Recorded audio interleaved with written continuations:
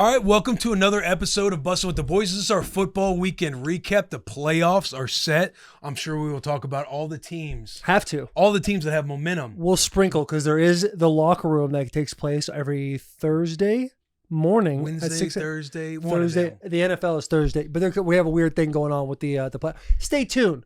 We'll let you know when those come out, but there will be more of a deep dive of these playoff situations. Our bets coming up later. Yeah, we'll lock in our futures on the locker room. Have but we to. will be talking about teams that have the most momentum going into the playoffs. Yes, yeah. Maybe a little college football recap at the end of this episode because a lot of the focus today, as you're watching now or listening now, make sure you're subscribed, is going to be around the NFL playoffs, MVP talk, teams that, you know, we had a wide right last night with the Steelers-Ravens. Panthers ended up losing one. You had Baker Mayfield sitting at home watching the games, getting recorded by his wife. Yeah. But as always, we are brought to you by the FanDuel Sportsbook, and we've waited all season long for this one. It is finally time to flip that switch from regular season to playoff mode. Right now, all FanDuel customers can get in on the action with a wild card reward for the NFL wild card round. Just pick your card and you can win up to 100% profit boost. This is just one of many reasons why FanDuel is the best way to game day. Head to FanDuel.com/Bussin for a chance to double your winnings for the NFL wild card round. Play your game with FanDuel, an official sports betting partner of the NFL playoffs. NFL. Crazy game last night with the Steelers and the Ravens. I know. And I think the worst team lost. The lesser team lost that game. The lesser team lost that game. So you're thinking the right team won that game. You're right. You know what? Flip that. The lesser team won that game. I believe that. And I think that, because I think if you were looking at both these teams and how they're built, I believe the Ravens had a better chance to make a stronger push in the playoffs than the Steelers would. Obviously, they were losing DK Metcalf. They didn't have DK Metcalf. They'll get him back for the playoffs. So that might be a big turnaround for them. But just the inconsistencies, obviously the Ravens have had that, but they started to establish more of a run game. Lamar Jackson, I thought, looked really good coming out. He had some really nice touches on some passes where in the rib cage setup, he looked good, a little more mobile, a little more healthy. So I just felt the Ravens could win this game. They had a better chance for us to be like, okay, I think they're going to make a bigger push going into these playoffs. Steelers could be a one and done for the boys right there. And I'm not hating. They have a great squad. They made the playoffs clearly. But does anybody disagree that we feel like the Steelers are probably going to be one and done? It feels like a one and done. It feels like a one and done. It's a tune-up. Who they play? Who they getting dialed in with? Team they're going to lose to. All right.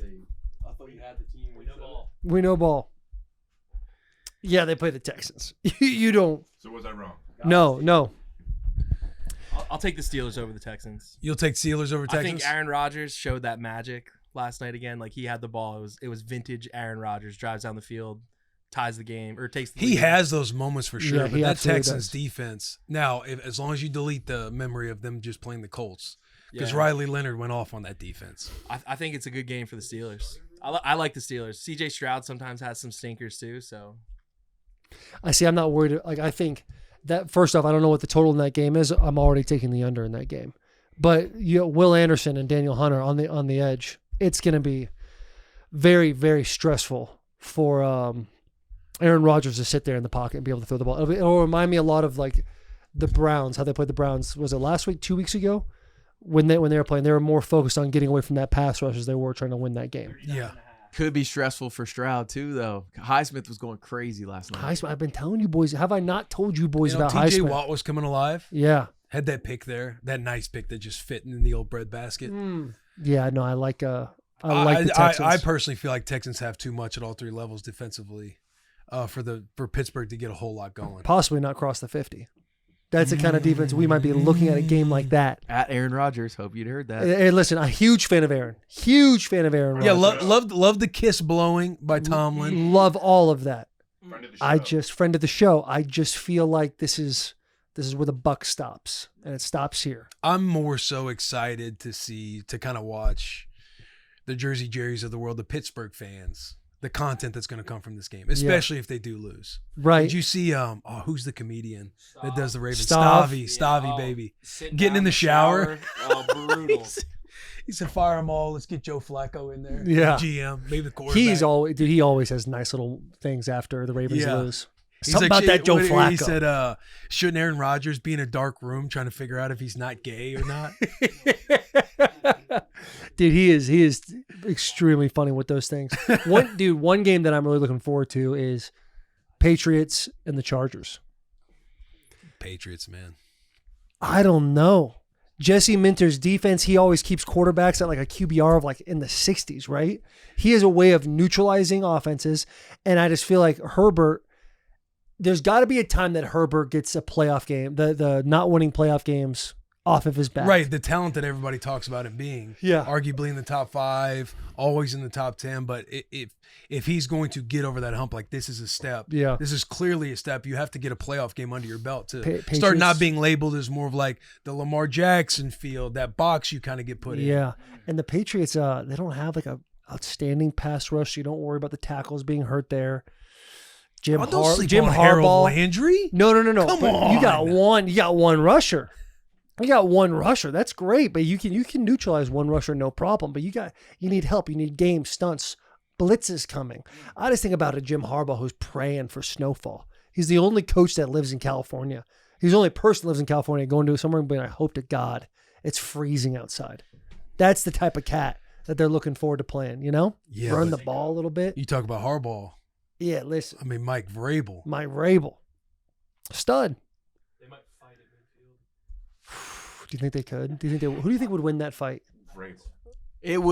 I'll tell you this: the fight would last at least 12 hours. Yeah, because there's no way Harbaugh's giving up. He's not like Vrabel. Vrabel clearly would has end the his edge. life in 10 minutes, under 10 minutes. Hey, that ain't Vrabel's You body. can't kill. That's You can't kill that's Jim AI. Harbaugh in 10 minutes. That's AI.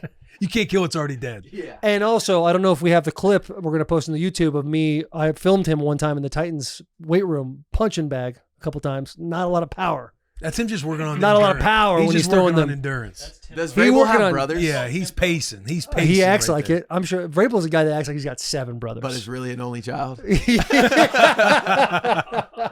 He's- might be an hey, only child too. He's Mike, we're just joking around over here. yeah, man. he's Vince Vaughn's brothers in Four Christmases. When they go in the Phoenix or whatever their names, they're pinned to the ground. Google me, bitch. Yeah. That's Braves. This is it right here. You tell me that's knocking out Jim Harbaugh? He's just working out right there. He's just working out right there. Hey, do me a favor. Dust off your knees a little bit and talk a little ball, huh? I am, bro. Yeah, I'm we letting know you Vrabel's gonna see this. I'm letting you know Vrabel would end this man in under 10 minutes. Will, would you beat Vrabel? In a fight? Yeah. No question. He's too old. Even with the Like length? he's too feeble. You know what I mean? Even with your length? I'd get on the inside. You ever Gotcha. seen Mike Tyson? I seen Mike Tyson. Buster Douglas? I know This you're is not Mike either Tyson. of those cats. Mike Tyson, Buster Douglas? No disrespect. Buster Douglas did win that fight. Wait, so Taylor, are you picking Vrabel, coach you played for, over Jim Harbaugh? Yeah, in a Just fight, who coached are at you picking out of Michigan? Harbaugh? So and hard Vrabel? to say, man. It's so hard to say because when I look at Vrabel's punches, not a lot of power behind that. I can see Harbaugh hitting a Homer Simpson type of fight where he just keeps taking it on the chin over and over again until Vrabel tires himself out and falls down, and then Harbaugh's on top of him. Who would you Like- rather play for? Oh, Vrabes. I played for Vrabes. Rather? Taylor's not picking Braves because Brave Daddy's Taylor. That's all that is. Hey, we're in the same we're group getting to. chat. We're I in know, the but same I'm group saying chat. I'm not, I'll embrace it. I'm picking my guy Braves. In a fight? against Harbaugh? Against that? Yeah. You're picking that to lose This right ain't there. hide and seek, bro. What the fuck does that mean? It means Harbaugh is like the goat at hide and seek since he hid for in that his little house. There's like that story where he hid for 8 hours? Where he's like laying on the chairs under the table. Yeah, listen, probably in a fight, you give the edge to Vrabel. But something about them Chargers against the Patriots. Everyone's hating on the Patriots. Their schedule was easy, a whole bunch of stuff. I don't know who I'm taking this game. I actually started this conversation with this is one of the games I'm most excited for because I think it's going to be a little bit of a fight. Yeah.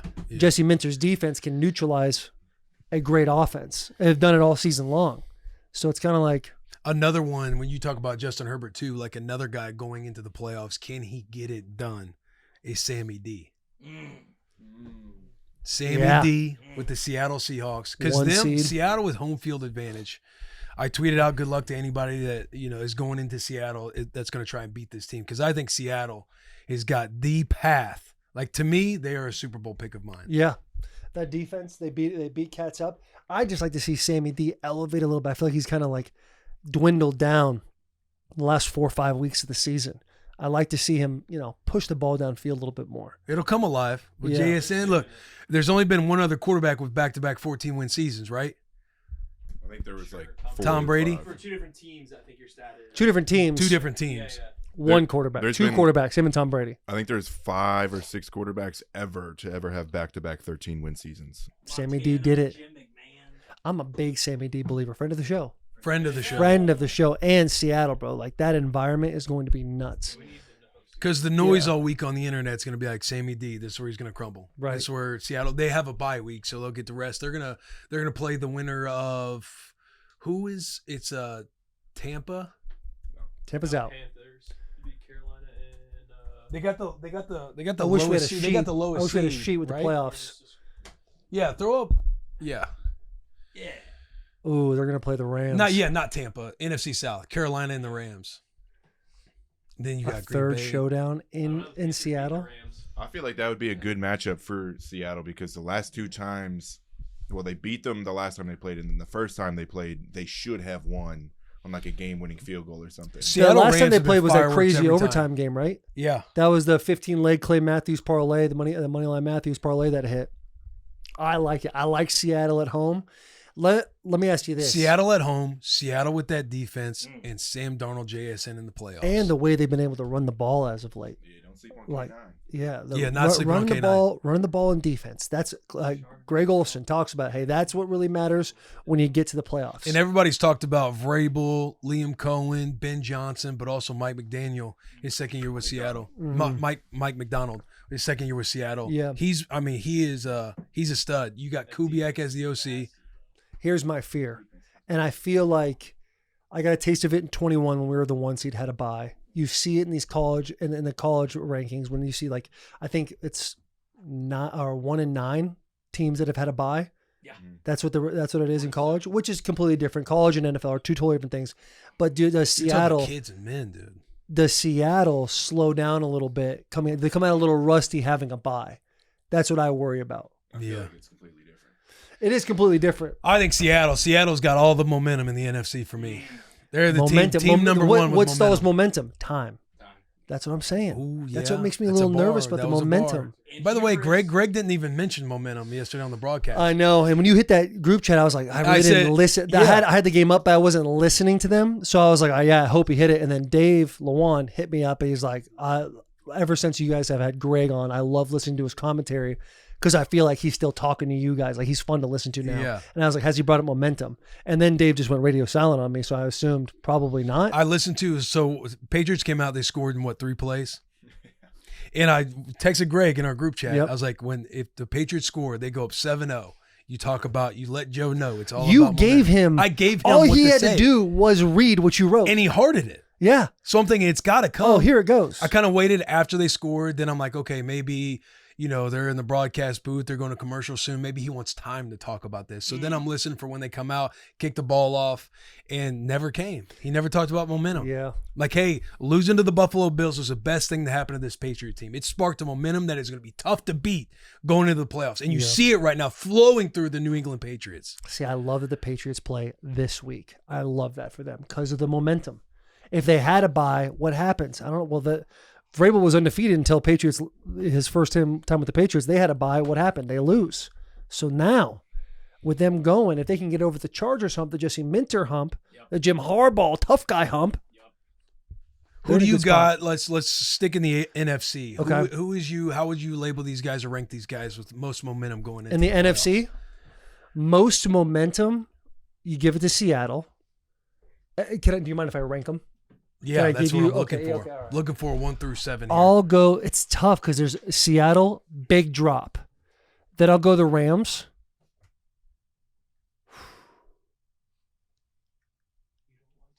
And Taylor, are we talking strictly But the- momentum here? I'm talking strictly momentum. Okay. This is just momentum talk.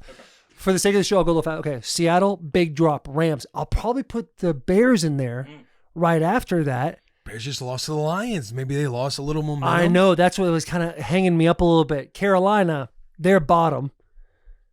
I would go San Fran, They just got their Green best Bay, team. Philly. Yeah, but listen, San Fran lost to Seattle. To Seattle, and up until that point, I think Brock Purdy and that offense was scoring like 32.5 points per game, maybe even more than that. Their defense is showing in a big way. The biggest thing that worries me about the 49ers, the pass rush. We don't got a whole lot of it. Quarterbacks kind of sit up there, keep that thing high and tight a little bit. Pizzas. Yeah, they can bake a pizza a little bit because there's not, unless you're, Salah's putting in different type of blitzes. Eagles. No momentum. I don't know what to think of the Eagles, man. I like. There's a piece of me that kind of loves, like, hey, I love the fact that they lose, but like, they do have the best roster in the NFL. So what happens? Like, do they all of a sudden just turn it on? I don't see it. I think the 49ers is a good matchup for the Eagles early, though. If you're not getting Ricky Pearsall, if you're not getting Trent Williams back, I know George played. I don't know about his health. Juwan Jennings, I see in. Fred Warner's talking about making a playoff push. If he can get to NFC Championship, he could possibly be back by then. But I just don't know if they have the horses on defense. And just like Greg talks about, when you kind of weed out these weak teams and you're sitting with your 16 best right here, you're going to get exposed because you have good coaching now, you have good defenses, good offenses playing each other, and now the numbers of injuries kind of wear down on you a little bit. That's what worries me for the Niners. Yeah, but I feel like that's been their story all season long, the Niners. Yeah. Last 5 years, it seems like. Bro, yes. And this year sitting in the spot there. So if I could rank them, I would say I'll start with 7, Carolina Panthers. No momentum going into the playoffs. Zero momentum. 6, I would say the Green Bay Packers right now, which is tough. That was who I picked on for the Super Bowl. But that's how these viewers know you're an unbiased cat, and that's beautiful. yeah. I'm extremely unbiased. So 6, Green Bay Packers. Number 5, I'm going to go with the Eagles. Not a lot of momentum going into the playoffs. Yeah. Jalen Hurts doesn't scream momentum. That offense doesn't scream momentum. They do have an elite defense. They do get a home game against San Fran. But I think San Fran's got a different type of momentum going into the playoffs that the Eagles won't see coming. What kind of momentum is that? Which team? The San Fran, the different. So San Fran, the year that they've had going 12-5 in the hardest division in football, the momentum that they've created all season long, and to lose to the best team in the NFL, 13-3, the Seattle Seahawks, this can be framed as a momentum of this is the best thing to happen to us going into the playoffs. Similar to the knowing Patriots we're going to get losing some to the cats Bills. coming back. So I like San Fran going. What's up? Do you think there's anything else that goes into it? This is like a rematch of the NFC Championship game from a couple years ago when Brock Purdy hurt his elbow. I think it goes into it for the guys that were on that roster just a little bit. That's like one of the 10 things that play a factor. This is a small factor. That's you have a big meeting, and then, oh, by the way, remember that game we played when Brock Purdy got hurt? This is Shanahan knowing I'm always in this spot. They say I can't win the big one. Time to prove these motherfuckers wrong. I keep seeing the graphic go up that when he's down 7+ points in the fourth quarter, he's like 1-30. Don't fact check me on that graphic, but I think it's something around that lane to when he's down, he can't come back and rally the boys back. That's I know this is college NFL. That's a James Franklin kind of stat right there. Yeah. That's a James Franklin tough stat. one to look at on the phone every the day. more you're talking about San Fran, the more I love San Fran against the Eagles. And everybody's using the fodder of Kittle saying he was rooting for the Cardinals, that he doesn't want to play the Eagles. Yeah. That can be the farthest thing from the truth. Right. The way I saw it is he would rather just play in a warmer weather environment. No doubt. I think everybody would. Everybody would love Everybody would like cold that. weather. Yeah, everybody would love to have zero humidity, 75, no bugs every single day. I think we all would. Not Jim Harbaugh. But that's where maybe Jim Harbaugh beats Vrabel's ass, right? Maybe there's an ass beating taking place in New England. I don't know that yet. Check in for the locker room, but go ahead. Are we really going to question George Kittle's toughness? Never. He's Iowa. just making a comment. He's an Iowa cat. Everybody's like, look, he wants to avoid the Philadelphia Eagles. He don't give a shit about the Philadelphia Eagles. He just wants to play He's ball. just thinking about weather. Yeah. He just want to play some ball. Can I put one thing in the back of your head when it comes to Eagles? Preseason, I mean, they won the Super Bowl. Preseason, everyone's like, this is a team that's going to repeat. For sure. Best roster. Best roster. They're going to keep firing along. Look at their wide receiver unit. Jalen Hurts, top 5 quarterback. Super Bowl MVP. Super Bowl. Saquon Barkley. Look at the year he's had. He's just going to keep the momentum going this year. Now we've gotten through the whole entire season. People are like, hey, they really haven't exceeded, they haven't met our expectations. They're actually well below. Who is the hardest fan base to please in the entire NFL? Oh, it's got to be Philly. It's got to be Philly, right? So let me ask you this. We go into halftime and San Francisco's up by 3 points. How tight are the Philadelphia Eagles, that their fans, their stadium, that city? If Niners are up, you don't want to know, right? It's the same every week. They're gonna get loud. Yeah, it's the same They're every not week. greasing up the polls. They're greasing up Sirianni. They're greasing up Sirianni on that. He's a hell of a coach. It's a 60-minute game, and Philly's got the squad. Like, if the Niners are up by 3 at halftime, like, there's no celebrating. Like, if you're rooting for the Niners, there's no celebrating taking place because this Eagles team can whoop teams in the second half. No doubt. My concern is, like, are we all of a sudden just going to believe that the offense is going to come alive just because now we're in playoff mode? No. It was the same story last year with the Chiefs. They won all these one-score games. They end up going to the playoffs and getting Super Bowl and getting murdered by the Philadelphia Eagles. But it's like all of a sudden, is this offense going to come alive and just win the whole thing? Yeah. I'm not buying that. I'm thinking the Niners are going to take down Philly at Philly in their backyard. If the Eagles lose this game, like Philly fans will be calling for Sirianni's head. Oh, 100%. They call for Sirianni's head. That's Tuesday. Yeah. Yeah. That's a regular Tuesday. That's this afternoon. That's what I'm saying, though. They go in down 3 at half. The fans are booing. Things are tight, and it's not like they've done it before. We see the Rams game, how they came back. They had Rams had 28 points at the end of the first half. They had 20 points at the end of the game. 2 blocked field goals. They have a bunch of things that take place, so they have the ability to come back. But when it is the playoffs and they haven't met the standard they should be at, they're well below the standard. The fans know it. They're booing you as you're going into your tunnel to have your halftime adjustments. Momentum. Does it feel different as opposed to, hey, it's week 13, whether this works out or not, we're probably going to be fine. Now it's a do or die situation. They've been there before, so you have to give them the edge there. But something about the tightness in Philly right now just feels a little bit different to me. Feels a little bit different. Yeah, even though they've found ways to win, I don't see them as this team finds a way to win with the play calling that they've had all year long with Jalen Hurts at quarterback. Like I'm not buying into that stock. I think Philly's going to be let down. That's just, again, Jeremy, I know you're our Philly fan. One and done. One and done. That's crazy. No, I don't even have to come get you. It's just every year in the playoffs, everyone doubts the Eagles. Hungry dogs run faster. They put the dog masks on. They run through everybody. It's a home game in Philly. The last time they were there, Brock Purdy got hurt, but he got hurt by getting sacked because the Eagles got pressure on him. It's not like it was. Hang on. What was the quotation? Well, it's not a legit got injury, hurt. He legit got hurt. He needed Tommy John But surgery. what you're saying is like he got hurt by getting hit from an Eagle. Are you slandering Brock Purdy on this podcast? No. What I'm saying is the Eagles' defense is amazing, and they're going to do the same thing. They're going to hit him the all Eagles' game defense again. is amazing. I'll say this. If Trent Williams does not play this game, I could definitely see the Eagles winning this game, another under game. But, man, if Trent does play, I feel a whole lot better. What's everyone's record in the playoffs, Flo? Oh, no. I think the Eagles are going to beat the 49ers. I think they'll make a run. I don't know what I want to do yet. I want to make a bet with Will about the Eagles winning the Super Bowl, but I don't know what it's going to be yet. We can do it off camera. Eagles aren't going to win the Super Bowl. I have to think of something. The Eagles are winning the Super Bowl. Eagles okay. are built They're not to gonna win the Super Bowl. What'd you say about Kyle Shanahan can't win the big game, whatever it is? Nick Sirianni wins in the playoffs. They might have lost a Super Bowl, but they made it again with a team that wasn't even that good. So I hate to take something out of JP's bag, but I feel like if the Eagles don't win the Super Bowl, you need to have a shaved face for the entire year. No, not for all of 26. No. First of all, if you want to get in on the bet, then fine. But you have to pay. I'm just saying, I'm looking at that beard, and I know how much you love it. I looked horrible. That was. What do you mean, dude? The mutts look. That was a rough few weeks, but we'll make a bet. We'll think of something. Eagles are winning the Super Bowl. Clump, I'm telling you, the Eagles will be one and done this weekend. I can't wait for this clip. Well, that is this clip's gonna go crazy.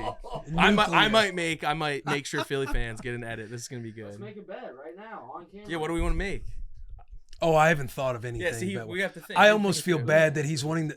Hey, on the locker room. Okay, I need to finish my momentum. I love that. Yeah. Locker room. We'll yeah. think of something Where were for you? locker. You're like at the my 5. momentum list. I think our momentum list is exact same right now. Correct. So yeah, Carolina, Green Bay, Philly, Chicago, San Francisco, Rams, Seattle. Okay. I think Seattle's got all the momentum. Chicago's got momentum. I do hate that they lost to the Lions. I hate that they slipped one up there and lost to the Lions. That was you know what that is another perfect example of what you just said of like this could be the best thing that happened to us. We got cocky. You know, Caleb Williams threw for the most yards in Bears history. I feel like look at us, we're doing this. But I also feel like Chicago hasn't been a team that's ever felt comfortable in any week that they went into, which is a good thing to have, a good chip on your shoulder. And this is clearly a week that they felt comfortable. Yeah. Clay Matthews is a Green Bay Packers guy. He said this is the bet of the week. The bet of the week is the Lions are going to the Bears are going to destroy the Lions. I know, and I should have listened to my gut on thinking, do we really think a Dan Campbell team's not going to come in? That's what I said. Did you end up picking the Lions? I took the Lions. I said money line. I can't even remember what I picked. I know, it's so hard. Once the day moves on, you're like, what happened? Yeah. It's just part of life. Part of CTE, brother. Yeah. AFC Momentum. Hold on. I want to know about Green Bay and Bears. Where does your heart lie right now? On the game this week? Yeah. And you're not held to anything here. I just want to know your feeling. The Green Bay Chicago matchup, I'm more of just a fan watching this game because of the potential of Chicago taking down Green Bay and the fan base being able to just go after Green Bay, because Green Bay has owned them decade after decade, year after year. Clay Matthews standing up there on draft night. I was on national television being like, this team's not going to make the playoffs. Like, all of the fodder that this fan base has, if they get a win this weekend against their rival, against their division rival, I would almost just sit back with some popcorn to just watch it kind of go down. Yeah. So who do you got? so it's just as a fan, watching as a fan, who do you give the edge to right now? You want me to go first? I know. LaFleur versus Johnson. I don't know. My pick. I still need time to figure out what my pick's going to be. Raiders fire Pete Carroll. That makes sense. I think I heard that was yeah. I think It's that was official, coming out though. a little bit yesterday that they were parting ways. That's been out for a Pete week or Carroll, two. the Titans, probably. I know They've it's been talking about been this a little talked bit. about. One and done. Brian Flores will be the next head coach of the Raiders. I think I've been that's seeing those. Book it. I've been seeing those floating around. whoever is the next head coach of the Raiders, good luck to him. But if that coach is also 1 or 2 years and done, we need to start evaluating the ownership. I mean, Tom the Brady. owner, I think, I think it's already there, but yeah, you can't. I think just fire Tom an needs to owner. figure it out. Brady's involved now. Yeah, I was gonna say Tom Brady's getting involved. I've been hearing the rumors of Flores. Flores head coach, Brian Dable the offensive Yeah, coordinator. bringing Dable in. They're gonna They go got to all do in. something. The Raiders are in hell. They bro. have to and go I all hate in. it for the fan base. They got a sick. Number one pick? fan base. They have the number one pick. Yeah. Since when's the last time they had number 1 pick? Jamarcus Russell. That's right. That is correct. That is correct. Sherm, hit me back with the playoff setup. So Green Bay, Chicago. I lean towards Chicago right now. I do. I think with Micah Parsons being out, I just think Caleb Williams he's got juice, he's got pizzazz. I'm feeling his momentum. I'm feeling the momentum. Right now. What's that? I don't know. And I've seen a couple of things, and this is ridiculous, but like people are like, who should be the starting quarterback regardless of health? Malik or Jordan Love, which I think is nuts. That's an That's nuts. But Malik Willis has balled anytime he's he come is in, bald. but Him and Mac Jones are going to be the teams that don't get the quarterback they want in the draft. Those are the two guys that are going to get a little trade ski and a bag ski. But I like the momentum with the Bears. I like the momentum of the Bears a lot. I think it's going to be a hell of a game. It's going to be fun. It's probably one of the most fun games to watch this coming weekend. Post game's gonna be nuts, bro. It's gonna come down to what I feel like the theme is for Green Bay. It's gonna come down to that fourth quarter. There's gonna be a moment where Green Bay has to go for it. They don't convert. And it's over. Oh, so you got the Bears. They're gonna knee it out. It's just I can see it going that way. strictly momentum right now. Strictly momentum. Strictly momentum. Strictly momentum. I'm just talking Bears. Rams, Carolina, we all know where that's going to go. Well, I think that would be insane. Rank your momentum. Would momentums. be a massive upset if Carolina happens to sneak the Rams. Carolina sneaky. They did. They are sneaky. Who? Carolina. They beat the Rams. Dude, no. They were sneaky. They're out of the bushes now. It's over. If they're Carolina out of can the run the bushes. ball, if Rico Dowdle They're no can- longer sneaky. They're out of the bushes. They were on the prowl. They did their thing. They got the gazelle. And everyone's like, well, there he is. He's no longer sneaky. if they can run the ball, establish probably Establish the 200 run, yards. play great defense, take care of the football. I'm with you. Rams. Momentum in 7th place in the AFC. Pittsburgh Steelers. Taking a quick break from the episode to shout out a couple of our sponsors. First one up, Form Energy. Form Energy delivers best-in-class taste with natural flavors and zero sugar. Form Energy has natural caffeine derived from green tea, and Form comes in a variety of flavors like Screamin' Freedom, Grape Smash, Blue Blitz, and Orange Fury. Perfect for those who put in the work. So if you got those New Year's resolutions cooking, you're waking up early in the morning, you get a workout in, put in a full day's worth of work, and still gives it their all when they come home, you are a Form Energy guy. Form Energy, we do the work. We're also brought to you by Lucy. Let's level up your nicotine game with Lucy. Go to lucy.co/Bussin and use promo code Bussin to get 20% off your first order. Lucy has a 30-day refund policy if you change your mind. Again, that's lucy.co and use code Bussin. I'm going to spell it for you. BUSSIN to get 20% off. And here comes the fine print. Lucy products are only for adults of legal age. Every customer is age verified. Warning, this product contains nicotine. Nicotine is an addictive chemical. Let's get back to this episode. Please subscribe. Next, I'll give the momentum to... I'm going to go Chargers. I'm going to go Chargers on the momentum front. But that's an easy switch up. That's an easy... At any moment. Say, you kind of just went. At any moment. Kind of just fully flipped by what you were saying earlier with Harbaugh. Then I'm going to go Denver. Ooh. I'll take Houston, Buffalo, and Jacksonville is my number one momentum team right now. The sneaky Jacksonville And Jaguars. buddy, let's give Will Compton a round of applause. He's been calling it since October. I do. I love the way Jacksonville's been playing. Jacksonville's still in the bushes? Jacksonville's sneaky. They're still in the bushes. Okay. They're It all 12-4 comes still in the bushes. Took their record last year, flipped They're it. not in the bushes anymore.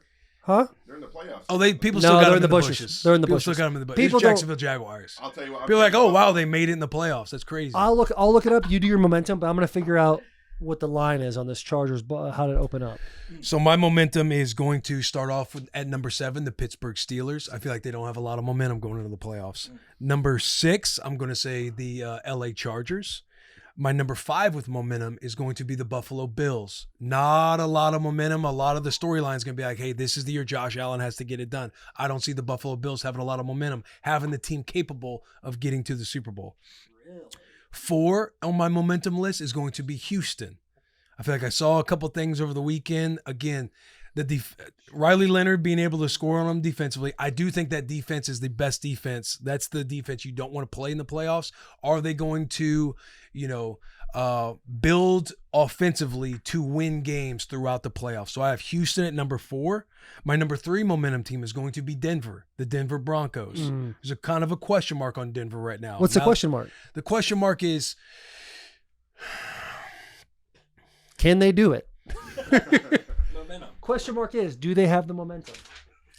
my question mark with Denver, because I've loved Bo Nix and this Denver football team, Loved them. but do they actually have what it takes to win as the 1 seed? Because where I see it's going to happen is Houston's going to win their game against Pittsburgh. Then Denver's going to have to host Houston. And Houston now, I know I have Houston at 4 and Denver at 3 as far as momentum goes. That 3 slot for Denver is because they have the bye week, so they get to sit on a little bit of momentum.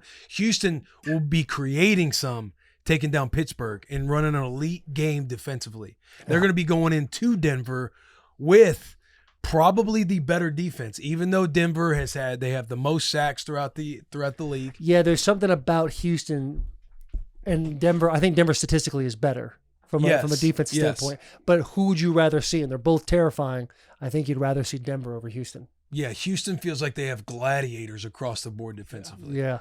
And my number 2 team with momentum is the Jacksonville Jaguars, and my number 1 team with momentum is the New England Patriots. Wow. Yeah. Wow. I think the team that's going to represent the AFC is going to be between the Jacksonville Jaguars and the New England Patriots. Well, And now that hold game on. going This to is be just the best momentum. game. We're just talking about momentum. momentum. So right now, it's just these are the momentum vibes we have. Momentum vibes. Yeah. Because 'Cause I don't know if you saw the biggest momentum swing for Jacksonville going into the playoffs, and it's going viral right now on social media. But I don't think people understand how big of a momentum play this is. But the culture gifted Trevor Lawrence a grill in the locker room after the game, and that is massive. I don't know whether to do a And their moment of kicker goes silence or to crazy. clap for that, because Trevor Lawrence being able to be gifted a grill from the culture, like you just said, that's everything. That's something you pray for as It'd be like the as a team's got your white, as a back. white football player. Yeah, the team's got your Trevor back. The Lawrence ain't city's wearing got that, your man. back. Here you go, bro. Dude, Trevor Lawrence, this is it for him. This is the year that he gets to decide, is he the person who everybody thought he was since he was in high school? Yeah. You always hear about it. Trevor Lawrence, he has a premier arm, but not premier decision making. He has premier intangibles. Does he have premier leadership? This is the playoffs where Trevor Lawrence can set the tone for his destiny. Right, because hopefully he can live up to it for his sake. Even though we know the MVP is down to 2 with Drake Maye and Stafford, like the way Trevor has been playing in the back half of the year, bro, he is balling right now. Them winning or losing fully rides on him. And listen, the game's a pick 'em. It's 1.5. Bills are favored 1.5 in Jacksonville this weekend. Is Liam Cohen in the Coach of the Year? Needs to be. He's in the conversation. He's not going to win. It's probably going to be Vrabel. He's farther away. I think he's like, it wasn't this last week we looked at it, he was like 5 or 6. Like he was down there a little bit. And the plus crazy. 4-digit mark. First-year coach? Let me just talk about. Listen, I think Jacksonville. It'd be awesome to see them represent. I know AFC South, the whole thing, crazy talk. but to see them have the flip they did from 4-12 to 12-4 is impressive. Should give the 2 massive Tennessee Titan fans in here a lot of hope and optimism for a coach to come in and flip your script as well going into next year. This is a Kurt Signetti type of situation we're looking at. So you want the Jags to represent the AFC over your former coach Vrabel and your former lover Jim Harbaugh. Talk to him, G. Now listen, I said it'd be great. I said it'd be great to see him. Patriots, how many times have we seen him in the Super Bowl? Quite a bit. Chargers would be awesome to see. Yeah, him but after there. what you did to them, Do what? Own them Yeah. for 9, arguably 10. Not arguably. I'm going to say 10 soon. 10 years. Own the Jacksonville put Jaguars. an end to it. Yeah, it was Saxonville. They had 0 against us. Like I get it. We went off on them. Derrick Henry, 99 yards, 236 on the ground. Like that's the kind of day we have. But you against can Jacksonville. respect what they're doing. I can respect what Liam Combs doing, what the culture's doing. Trevor Lawrence, the trials and tribulations. High school doesn't really lose. Goes to Clemson, multiple national championships, doesn't lose. I think he had 4 losses in high school and college. Comes here, gets his ass humble. People are saying this guy's got 1 more year before we got to figure out if we're gonna go get a quarterback in the draft. Now we see him flip it. There's nothing but respect on that.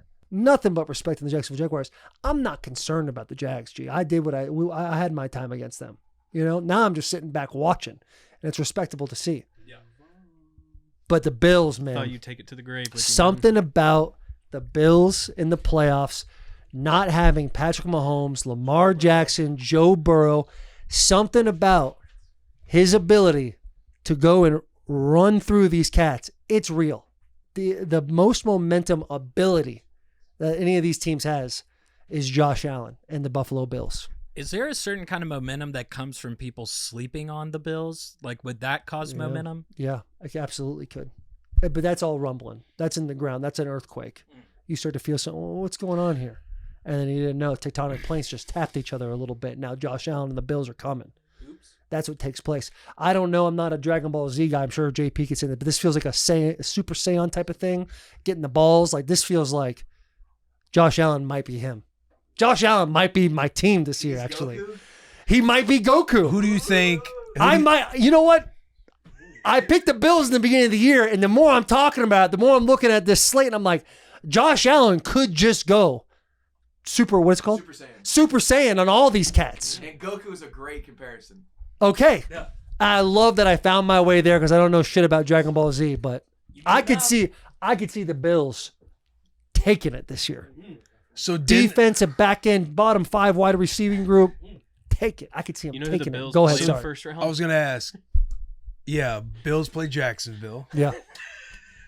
So Denver, as the 1 seed, they will host the lowest seed that comes out of the wild card weekend. Is Denver going to be hosting the Buffalo Bills next week? Or are they going to be hosting the Chargers? You were kind of saying the Chargers. I don't know. To me, I think I've talked myself into the Bills without looking into a whole lot. You're taking them over Jacksonville? I think I've talked myself into it. We got to wait to the locker room. We got to wait to the locker room. But I will say, keep your eye on that 7 seed. Keep your eye on that 7. I'm going to look into it a whole lot more. No, Pittsburgh's 4. Pittsburgh's 4 because since they won the division. Right. Yeah. The 7 seed is the Chargers. I was going off of your rankings. Keep your eye on the 6 seed. Nope. Keep your eye on the 7 seed. The Chargers? Yes. Because and you asked, the question was, who is Denver going to host? I kind of got the Bills winning. I don't know who I have between the Chargers and the Patriots right now.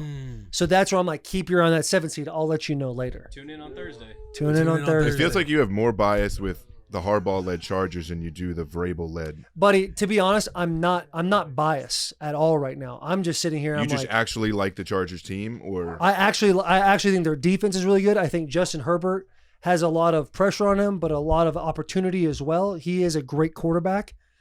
I could see the Chargers getting something going, especially the way they match up defenses on offenses. Like I brought up the Patriots, like they don't have a pass rush that can get to Herbert over and over and over again because they do have tackles that are hurt. So they have to simulate all the pressures, which puts you into zone coverage, which adds a lot of holes. And Justin Herbert's a guy that can break it up quite a bit. So that's why I sit there. I'm like, I love the Patriots. I hope Vrabel gets himself a Super Bowl. I just look at the Chargers. I'm like, that's a tough matchup for both teams going into this game. But bias, like the way you were talking about the Bears and the Packers, I'm kind of just excited to watch these teams play. And then hopefully we get to the Super Bowl and it's two teams we haven't seen in forever, two different logos. That's really what I want more than anything. Broncos would be sick. Clump has his bet figured out. I don't. Go over to the NFC side. Who do you see Seattle hosting next week?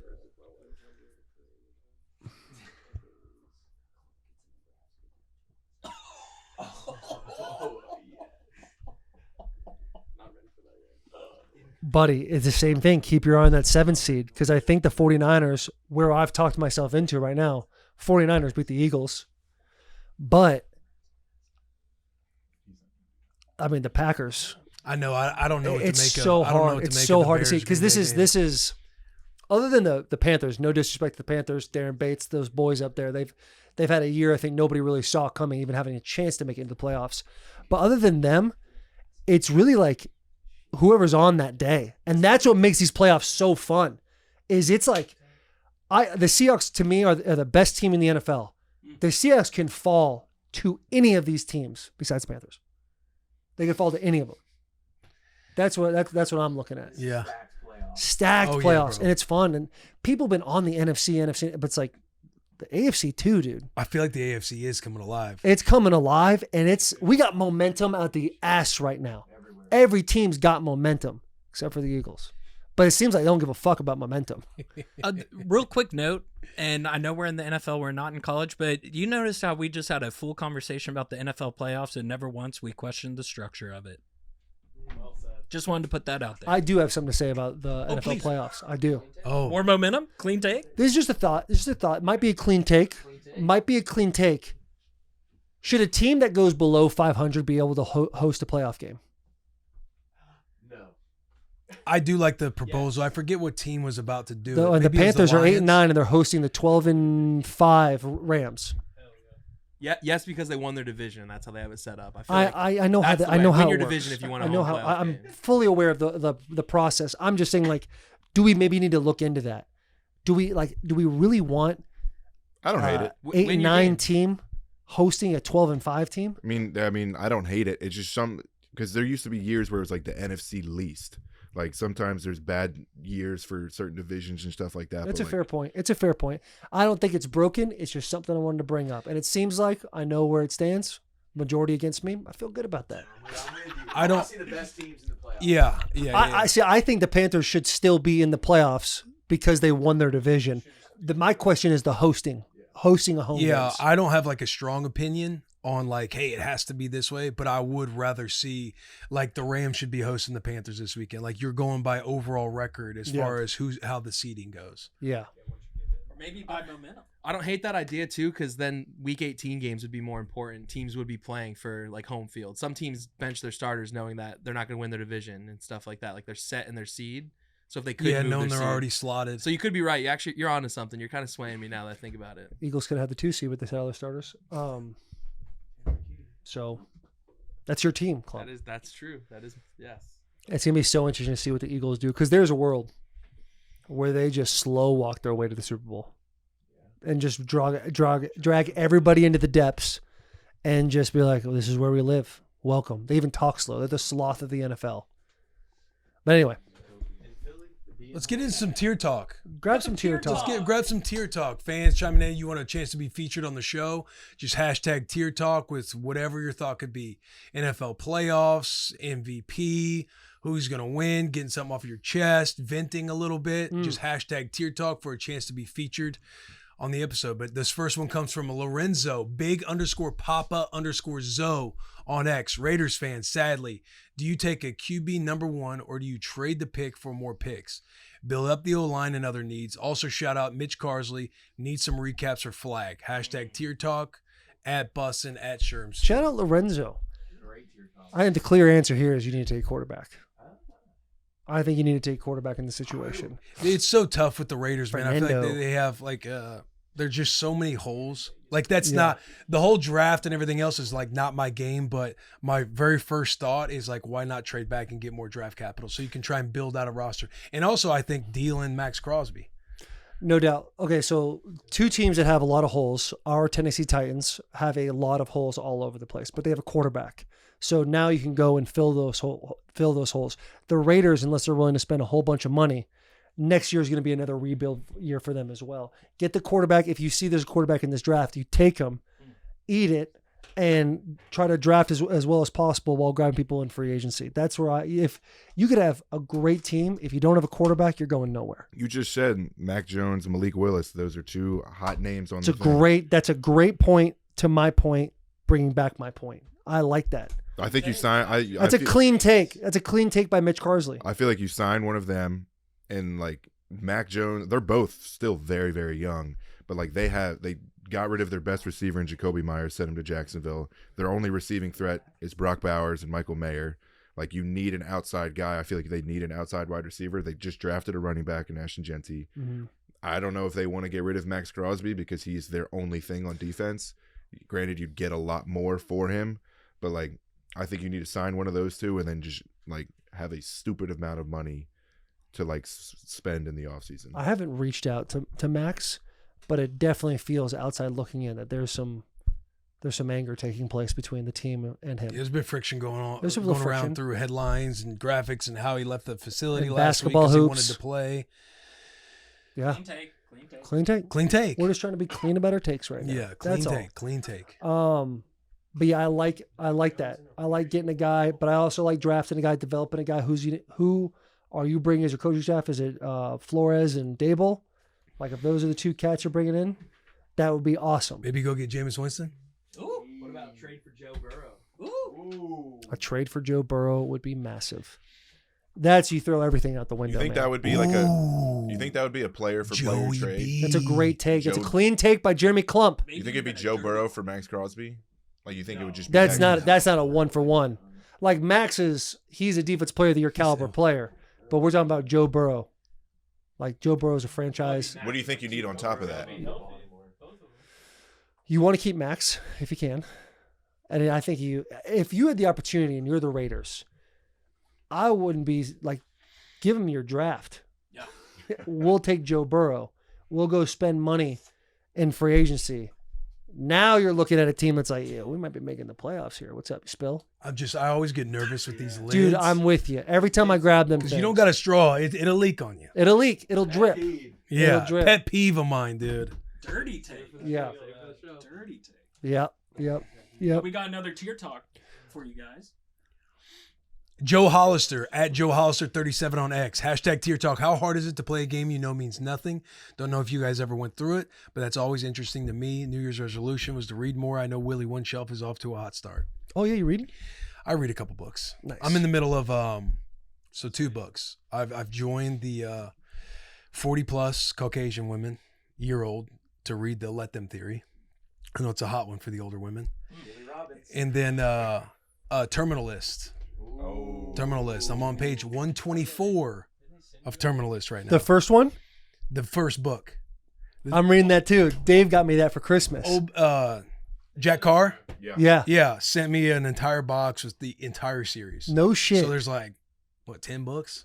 Yeah. Hell I had a of whole my first fiction one I've ever read. Jack Carr did not send me shit. Dave Lewan got me those There you books, go. and I'm Shout like out on Dave page Lewan. 56 or Hold something on, like hold that on. of Terminal List. This is your first fiction book ever. I'm sure I read one when I Harry was Potter. when I was a jit. I'm sure I read one. For like a book report or something in school. But as far as being an adult and reading, I've always went into nonfiction, personal development, stuff like that. I've never read fiction books. They're fun, dude. And I've always kind of like laughed at people who do. because my wife is a massive fiction reader. They're fun. Like you just get like a little movie in your head. You just lock in. Like it is. That's what's fun about reading Terminal List is because you guys know I've rocked the series on Amazon Prime, which I highly recommend. But getting to read it now, acting C-. I am seeing the light on the book C- acting being better than the movie. You know, everybody's you're like, becoming that guy. I'm enjoying it because I know what happens, and there's a lot more details in the book that you don't see in the TV series. I will say this: the Terminal List in the beginning when the guys gets assassinated in the car, but chapter 1. Yeah, let's no spoilers, buddy, like 3 pages in, shit just goes haywire in a hurry. And the thing with fiction books too is I feel like chapters are shorter because they got like 80 chapters. Yeah. It makes it easier to like. Yeah, because I feel like I don't know if it's a guy thing, but like you're like, oh, I'll read a chapter a night, but when that chapter's 3 pages, you're like, I'm kind of doing something. You know, the way I read, that's 25 minutes. How I'll read is like I'll see like, all right, how many chapters can I read in like 20 pages? All right, 4. Oh, bet like that's Yeah, I feel like the nonfiction books, like a chapter's like 35 pages. Like fuck. Yeah. And getting to tell your boys, I read 14 chapters last night, and little did they know that was 28 pages, or Right. Look at what books are y'all reading? 4-page chapters. Bro, this Terminal List book, I think the first chapter was no joke, like 4 pages. Yeah.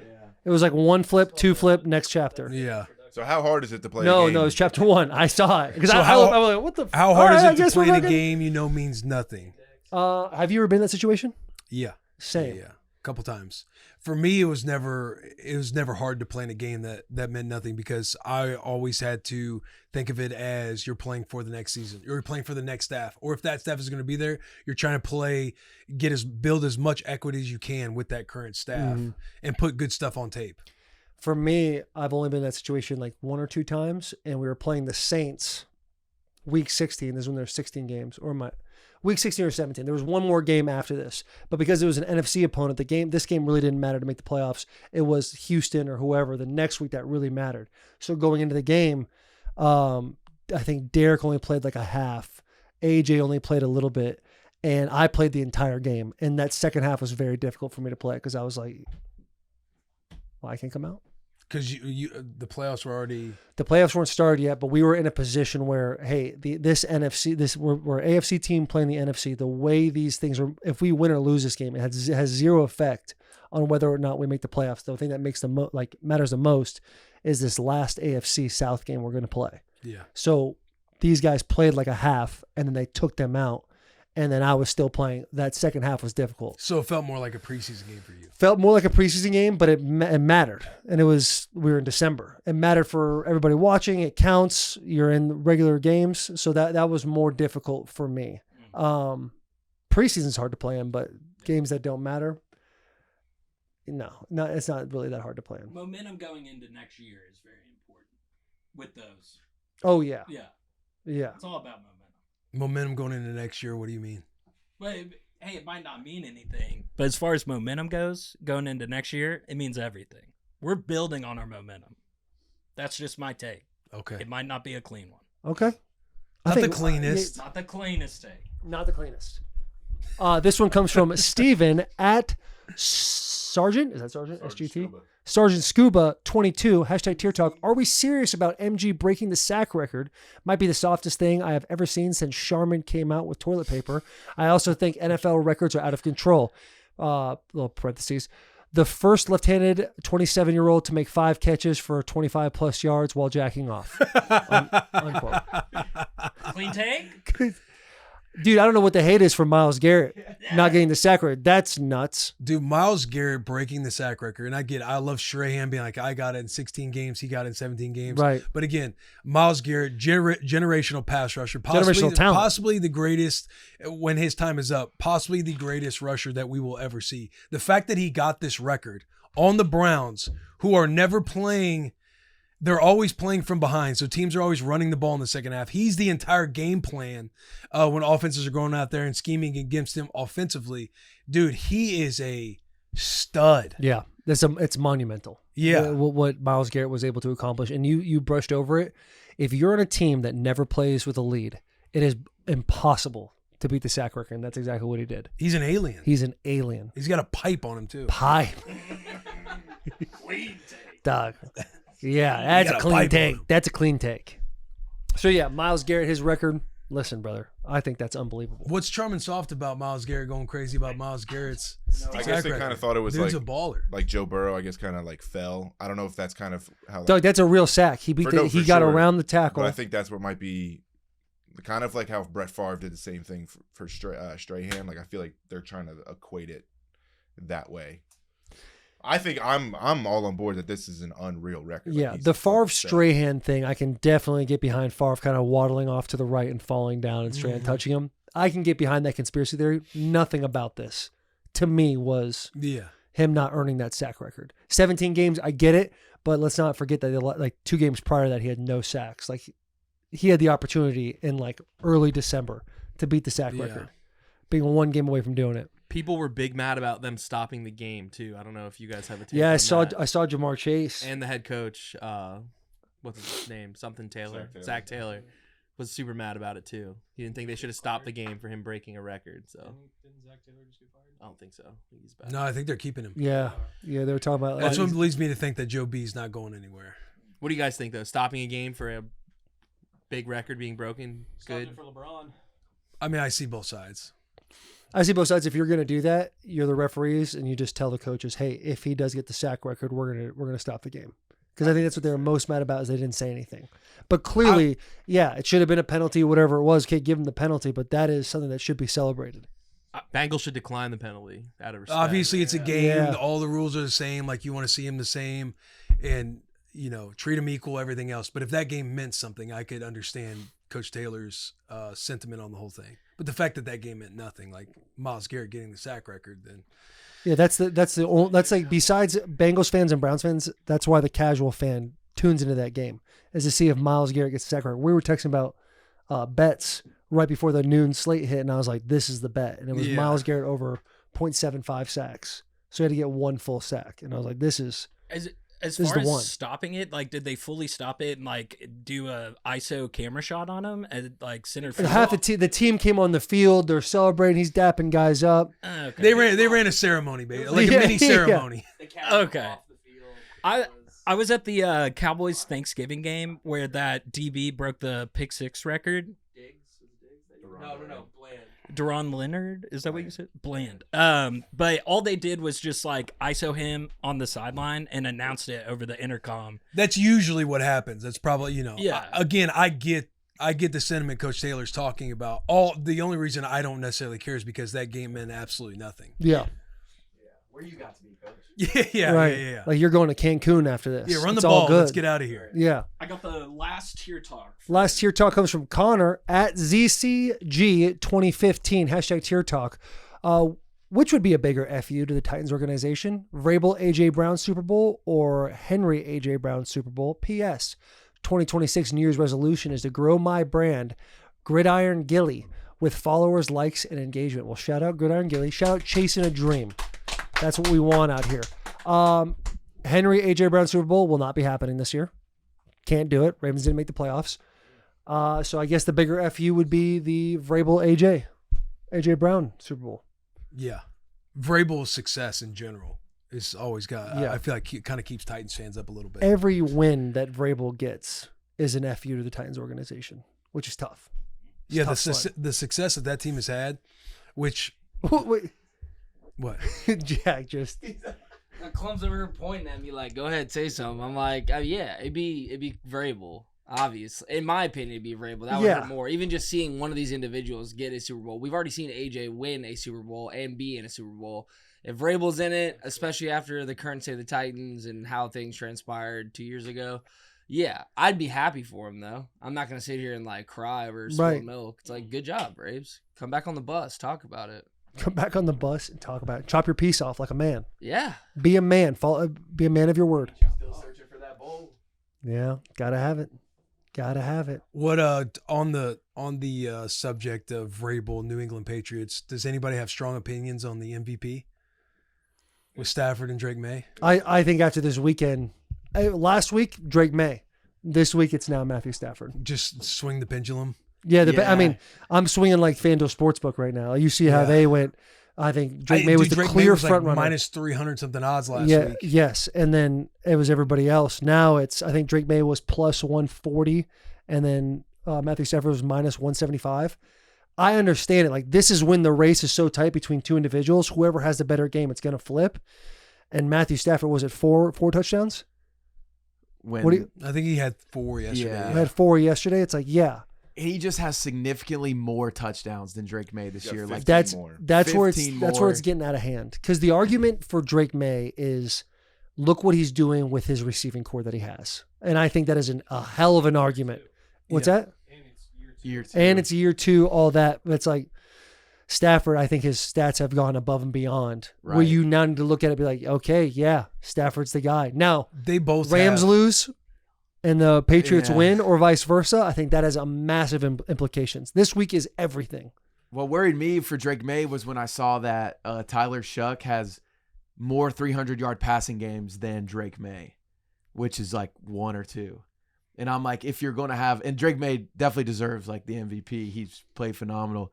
But I feel like to get the MVP, you have to have those games where it's like 5 touchdowns, 400 yards, and you just light up the stat sheet. But he's also like north of 70% of his offense. Like Drake Maye, both of them, Stafford and Drake Maye, have had incredible seasons. And when I think of the MVP, it's like, who is the most valuable player in the NFL and also like on your team? Like, to me, it's arguable that like Matt Stafford, as awesome as he is, Puka Nacua is arguably the best player on the Rams team. You also got Devontae Adams, Kyron Williams, an offensive-minded McVay, and that's not me trying to pull away from what Stafford has done. I just think if you took Stafford on that team, and obviously you need to have a competent quarterback because Stafford is a badass on the Los Angeles Rams, but that team's still going to be good. Like you remove Drake Maye from the New England Patriots, they're going to be the New England Patriots that everybody predicted before the season. Not one network, nobody had the Patriots winning the AFC East. Nobody had the Patriots. They were going to maybe compete for second. Some lists I saw third, but nobody expected the Patriots to be any good. Everybody across the board had the Rams going to the playoffs. And the Rams are in the playoffs. Stafford has had an incredible season, and he's always been a really good quarterback. Drake Maye, to me, it's like, again, them going, what'd they go last year, 4-13? Mm-hmm. The turnaround that they've had and how they've exceeded everybody's expectation. I want to say the sportsbook had them at over-under was what, 7.5, 8.5 wins on the year, but not making the playoffs. The way that this team has played, the way Drake Maye has played, and again, all these predictions about New England not being very good this year was also when the preseason they predicted them to have a weak schedule. Yeah. So they've murdered that, and there's only been 3 quarterbacks all time to lead the NFL in yards per attempt and completion percentage. That was Kurt Warner, it was Tom Brady, and now it's Drake Maye.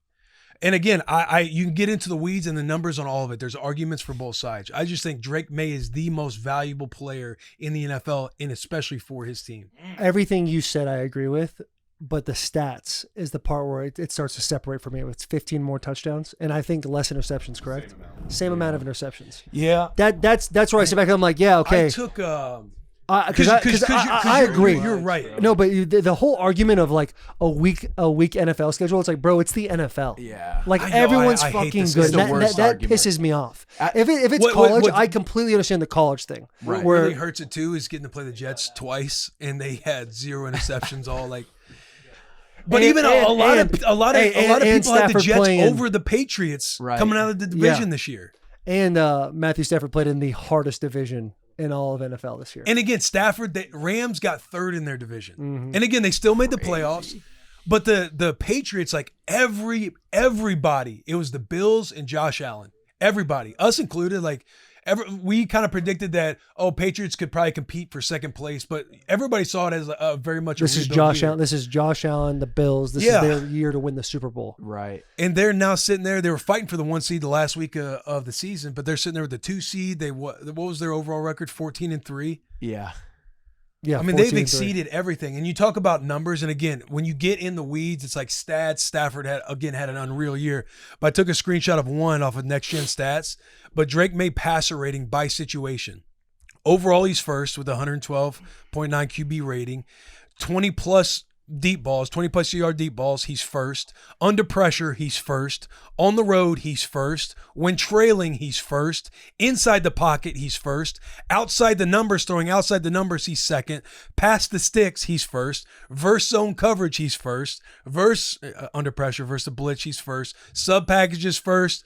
On straight dropbacks, he's first. Tight windows, he's second. On first downs, he's first. Outdoors, he's first. Two high safeties, he's fourth. And on third and fourth down, he's fourth. People are getting so into the weeds on all this stuff, but Drake Maye is unbelievable. Unbelievable. It just, to me, it's that one number, because all the arguments I can make sense both ways. And I think Drake Maye means more to his team than Matthew Stafford's means to his team, because I think the Rams have a better football team top to bottom. Yeah. Than the Patriots older have. Stephon Diggs, Matt Collins, Hunter Henry is a dog, but Hunter Henry's a dog. Parkinson. But Booty's catching deep. To me, it's very similar to the Josh Allen situation in Buffalo. Yes. And that screenshot too was it was a tweet posted by NFL researcher, NFL_researcher, just to give some flowers. That's unreal. Unreal. But the 15 more touchdowns is where I just. And who'd win in the octagon? Drake Maye. Drake Maye's bodying old man Stafford. Yeah. Throwing the ball, people hanging on him, escaping the pocket. Like, the dude has got like that. He's a Highland Park. He's just got like that Superman element to where he can do everything. I'm with you, dude. Everything you said makes a whole lot of sense. The only thing I just keep hanging my hat on is like, the MVP is coming up and you throw both the stat sheets up and like player A versus player B. And it's like, you don't see the players.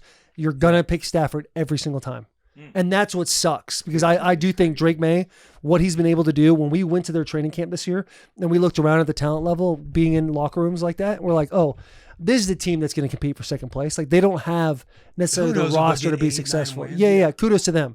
Like, we're rooting for Vrabel. We're rooting for the big turnaround. All those it'll be a lot of gritty wins this season. No one saw this coming. And that's clearly McDaniels, Vrabel, culture, everything that's taken place has been a huge help. But none of this truly happens without Drake Maye and what he's been able to do this year. He's the next Josh Allen, man. Could be.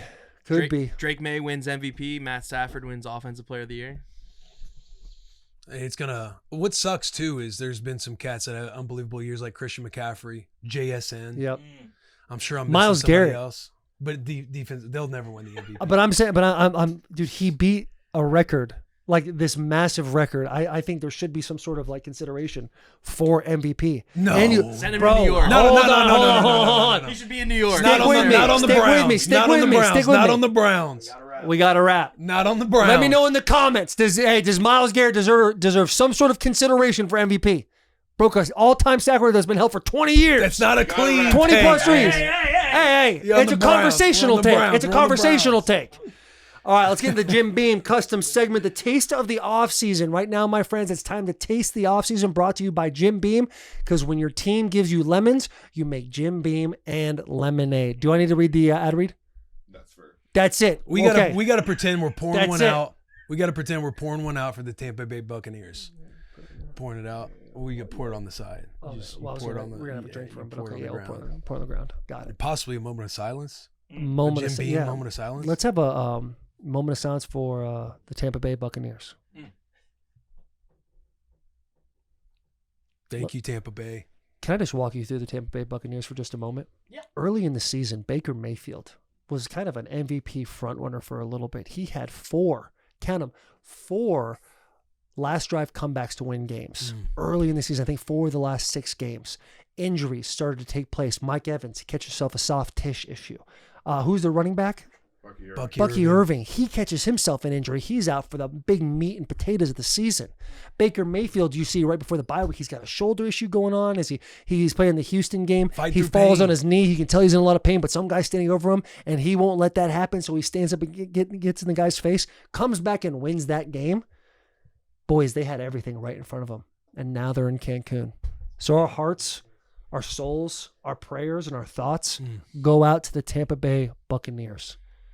Could have been something special this year. Another sad thing about the Tampa Bay Buccaneers. Tell me. It could have been Levante David's last game on the football field. Levante David, one-time Pro Bowler. Which is crazy. One-time first-team All-Pro. Which is insane. 2-time second-team All-Pro. Crazy. Somebody that won't have those prime highlighted accolades when he gets 5 years removed and he comes into the Hall of Fame conversation. But he will go down as the most underrated player in NFL defensive history. Can I read something? Read something. I took some notes. Please put some music behind this.